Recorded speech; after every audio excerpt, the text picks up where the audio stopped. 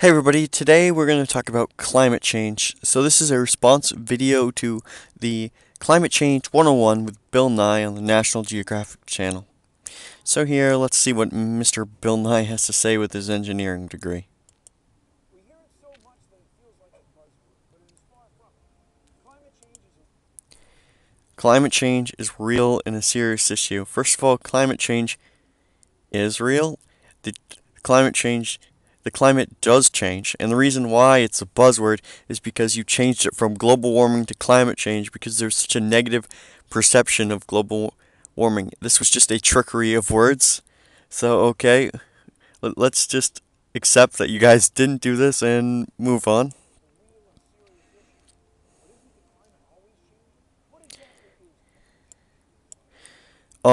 So climate change is essentially the theory that humans have seriously altered our climate, in which we've created what's called anthropogenic change, which will supposedly have a serious threat to mankind. Okay, that's not so simple. Why did that's simple? Why did you skip over that? True. That's not always true. First of all, volcanoes and other atmospheric pressures can cause change. So and how currents flow. So if you have an increase in temperature, you'll eventually lead to a glacial period with the Gulf current. If that stops due to an increased water temperature will actually start to decrease rapidly, and seawater will start to decrease. So a lot of what they predict is very wrong. I've never heard of a climate change study that's been true, and I think that's just part of their agenda. So, first of all, orbital variation does have an effect, but there's a lot more immediate changes to climate than just orbital variation.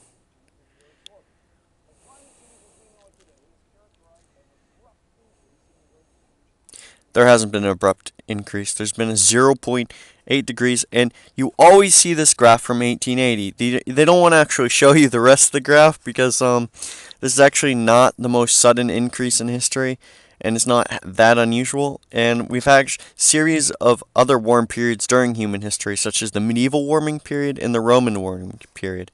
I'll have to find that graphs in a later video, but see the same thing with NASA from 1880, and it's only been a 0.8 degrees increase Celsius.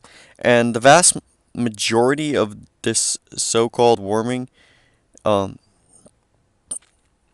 is here, which is between 1940 and 1990, and then it seems like the climate change seems to have halted. So, or slowed down at least. The so-called, I mean, not climate change, temperature increase. And before World War II, we were actually below the average temperature of the Earth over a certain amount of time. However, they come up with this average is kind of shaky to me. But so yeah, you could say that there's only been what's it called, a half a degree, a 0.75 degree, whatever, but it's like zero point 0.8 is what I see. Okay, keep on going.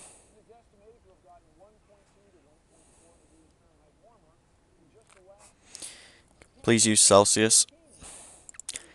Let me explain this. This is actually when satellite data was starting to used to measure temperature, and this has a lot to do with whether or not you include oceanic temperature as part of the average temperature, in which they started doing right around the late 1990s. So this explains why there's so many years of the hottest year on record. There's clearly warmer years than this if you go back to the Roman warming period.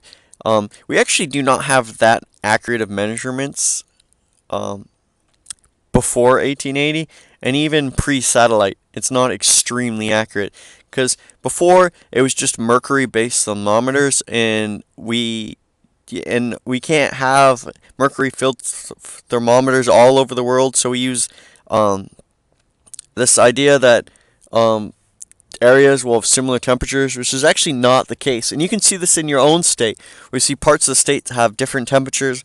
However, satellite has really changed how we measure temperature. It's really a lot more accurate. We can measure all practically the whole Earth.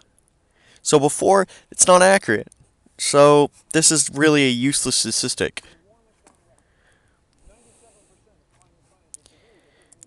Again, this is very misleading. The study you took this is just an aggregate of abstracts, and whether or not they favor climate change and how you word this is there's very people who deny that uh, the climate does change. It does. It's obvious. You can see it from day to day, and that trend keeps over 30 for tens of years, your whole entire lifetime, the climate changes. We know this. And humans do change the environment at a local level. For instance, cities are always warmer than the area outside. So Atlanta has increased their temperature a lot, and because of pavement. Because pavement absorbs heat and keeps it longer, so increasing the temperature. No one argues that humans don't change the environment. We argue that it will lead to it will not have a negative impact on the Earth. An extreme negative impact. I mean, of some slight, but there's no need for government intervention to stop it.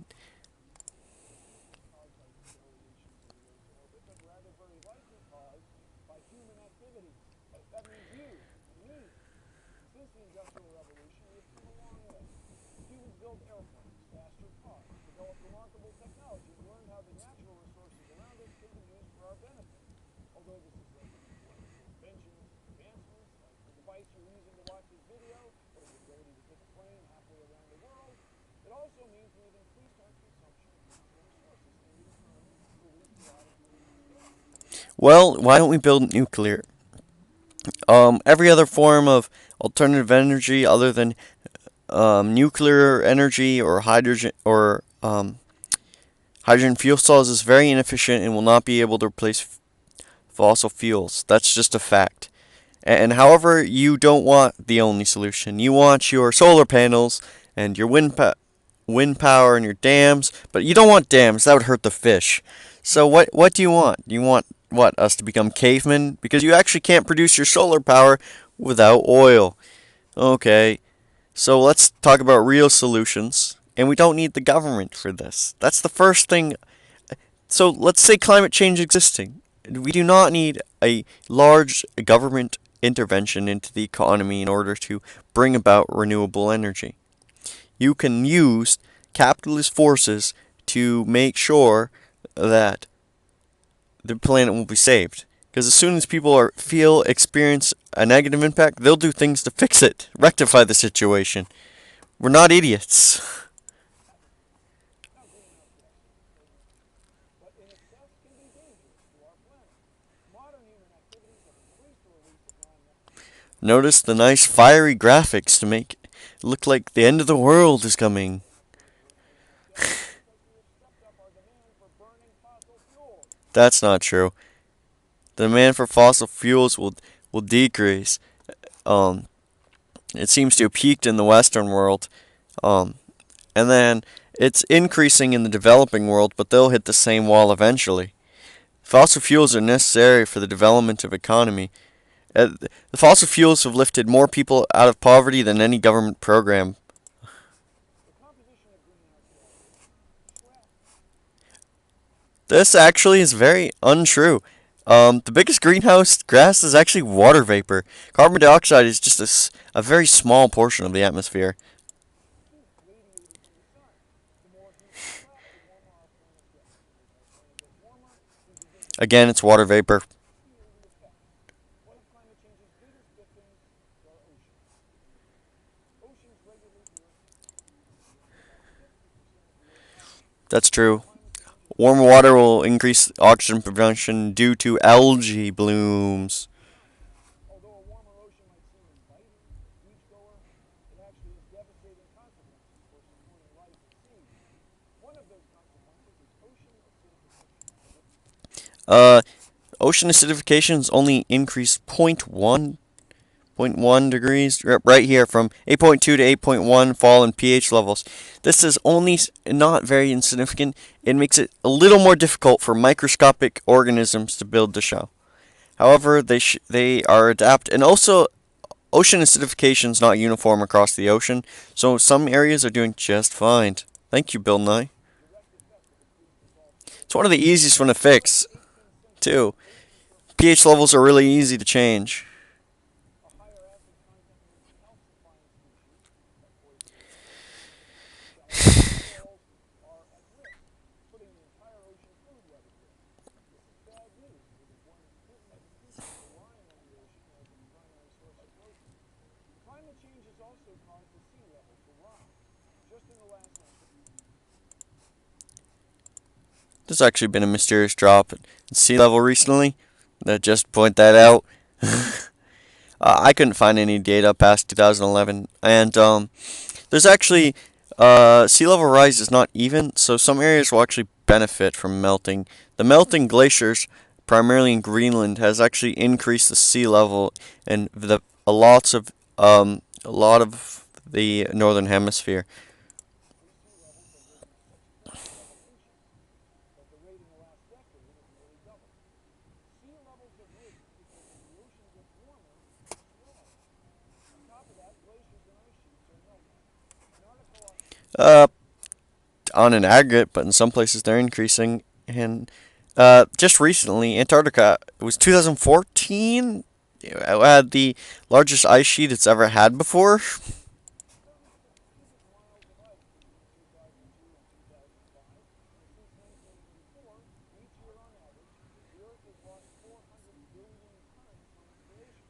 That's like an ice cube 7.5 kilometers on size, 4 miles on size, melting and rolling into the ocean.